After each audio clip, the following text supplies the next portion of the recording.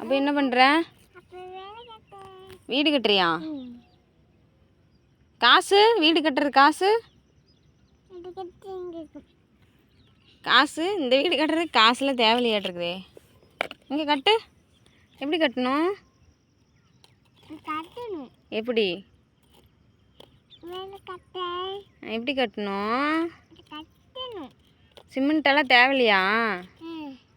தேவையில்லையா சிமெண்ட்டெல்லாம்? சிமெண்ட்டு மணல் அதெல்லாம் தேவையில்லையா? கட்டு பார்க்கலாம்.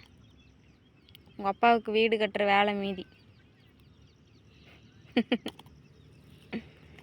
கட்டு, டப்புன்னு கட்டு. பால் இன்றைக்கே காய்ச்சிடலாம். வீடு உடஞ்சி போச்சா? எடுத்து வை.